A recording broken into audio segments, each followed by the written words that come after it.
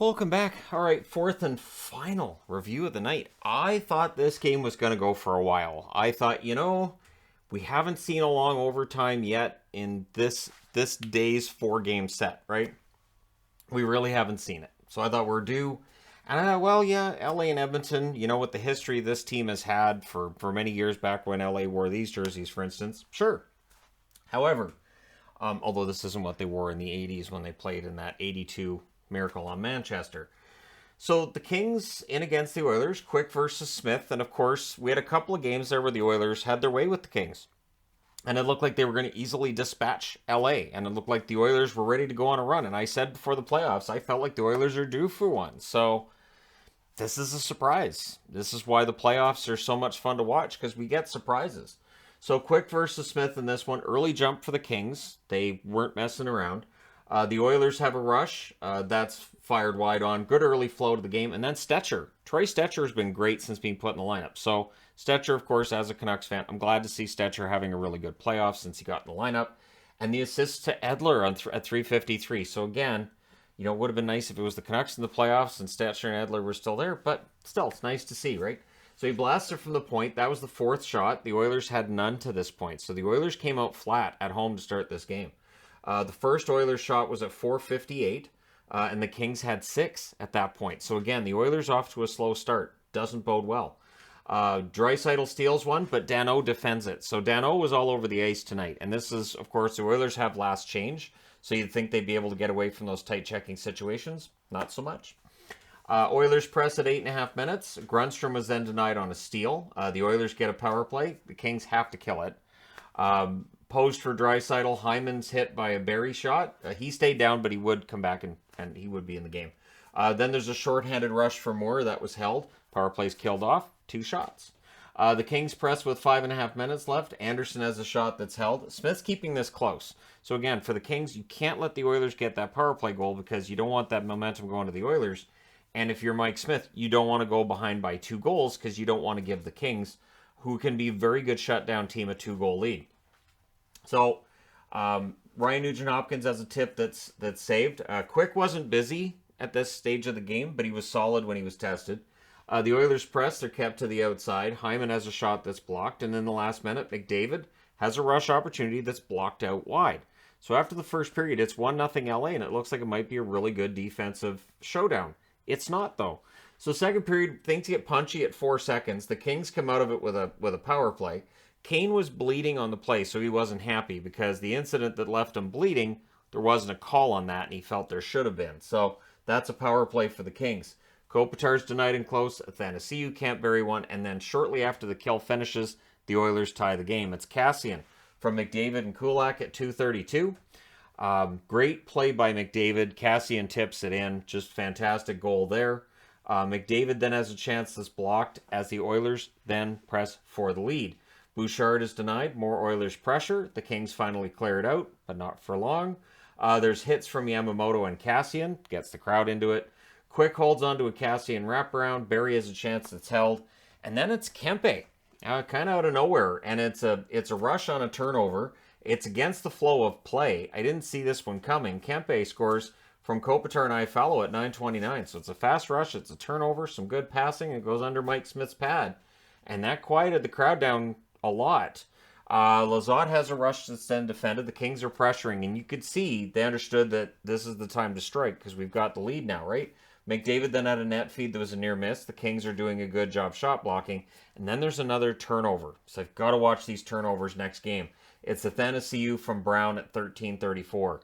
So that one's a turnover in their own zone. The other one was a turnover just outside the blue line, and Athanasiou taps it in. The Oilers then press with 4.5 minutes left, now down by 2 goals. Kaliev was denied from the slot. The Oilers, they can't allow another at this point, right? The shots are only 7 apiece with 3 minutes left, so 3 goals on 14 shots so far in the period. Quick holds onto a Bouchard shot. There's punching, starts with 1 minute left. The Kings come out with a power play. This leads to ref you suck chance. Because the Kings did have a number of power plays in this game. Smith holds, and then we get some shoving with 9.1 seconds left, because what's punching without some shoving, too? So we go to the third period with the score 3-1 for LA.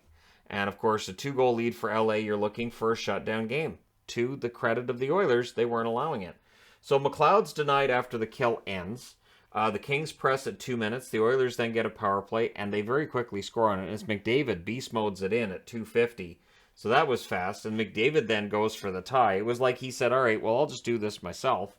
The Oilers press at 4.5 minutes, but Athanasiou and Brown can't vary one on a forward opportunity they had, and they draw a power play for the Kings. Kempe was robbed. McLeod with a rush chance, but he high sticks Roy. And so that's a 4-minute penalty on McLeod, who was not happy. But it's a 5-on-3 for 14 seconds. So we have a shorthanded rush for McDavid. He drops it back to no one. I think he was looking for Draisaitl. It was a miscommunication by the two of them, so that allows the Kings to rush. And Deno would score on that power play from Kempe and Durzi at 11:06. It just trickles through. That's during the first power play, during the first 2 minutes of the 4 minutes. So they stay on the power play. So shorthanded, the Oilers try to answer, and they do on a rush. It's Draisaitl from McDavid and Kulak at 12:33. So whatever play McDavid was looking for earlier, this is likely it here, and Draisaitl buries it. So that makes it 4-3. The Kings then net crash, but the Oilers finish off the kill. With 5:23 left, the Oilers then get a power play. It doesn't take long for them to capitalize on it. It's Draisaitl on the power play from McDavid and Ryan Nugent-Hopkins at 15:08. And then the Oilers, all the momentum's in their favor at this point. They press for the lead. We had a post for Darnell Nurse. It's all Oilers. We're going to overtime. And all I could think was, the momentum's all with Edmonton after a game where, the Kings controlled them really well. The Oilers were broken through. They got 3 goals in the third period. I was kind of excited to see what was going to happen in the overtime because to me, all the momentum's with Edmonton, and then we get to the overtime and it's a different story. The Kings tried to end it early. I think it was Moore that at 12 seconds tried to end it. And I was like, okay, so this isn't going to be a long overtime after all. I was figuring, I was looking at this board and where I put the 4, and I thought, if we go to a second overtime, I'm probably going to need a second board. So I was already thinking ahead, like I'm probably going to need to use a second board because I already got a bunch of notes on here and a bunch of goals. Kempe has a blast that's saved, and the Oilers try to get it out, but Kempe wasn't going to be denied. So on a fantastic net drive, Adrian Kempe shows why he's the best goal scorer the Kings have. He scores it from Stetcher at 112, and that just killed it. That was, I didn't expect it that early, but the Kings just put their foot down. It's like, no, we're not going home down 3-2. We're going home up 3-2. So they win this one 5-4 in overtime. For the Oilers, they're going to have to win 2 in a row. I don't know that they can against the Kings with the way they're playing right now. Like Jonathan Quick, I didn't think had a fantastic game, but he wins. So your 3 stars in this one are Kempe, McDavid, and Draisaitl. I will say this. I think Dano deserves one of the stars. I would also say that while Kempe's your guy that gets the goal here, and of course he had a goal up here as well, Stetcher had a really good game. There are a number of guys you could argue for the 3 stars. I understand why McDavid and Draisaitl are second and third. I get it. But, yeah, there were some Kings that had really good games. And it shows up in the shot totals. First period, the Kings outshoot them 16-5. Second period, the shots are 9 apiece. Third period, the shots were 16-14 LA. That's not that lockdown period I had expected. In the overtime, the Kings get 2 shots, including the one that matters, and ends the game. Final shots are 43-28 for the Kings in Edmonton in Game 5. This is that game that if the Kings go home and win in Game 6, this is the game we're going to look at and say, what happened? How did the Oilers only come out of this with 28 shots when the Kings had 43 in a game at home, a Game 5 tied series? You got to come out with that killer instinct that was shown by the Kings. So the power plays, LA goes 1 for 5. The Oilers go 2 for 3. The hits were 42-31 for the Oilers. Quick saves 24 out of 28. Smith saves 38 out of 43. So, do you come back with Koskinen? I don't think so, but at some point I would think teams maybe think outside the box, and maybe you come back with Koskinen. Maybe you want to look for something different. But we'll see, right? We'll see what they do in Game 6. Let me know your thoughts in the comment section below as always. Don't forget to hit like and subscribe if you're browsing your way through. You just happened upon this video. Thank you guys so much for watching, for all your support. I will talk to you again soon.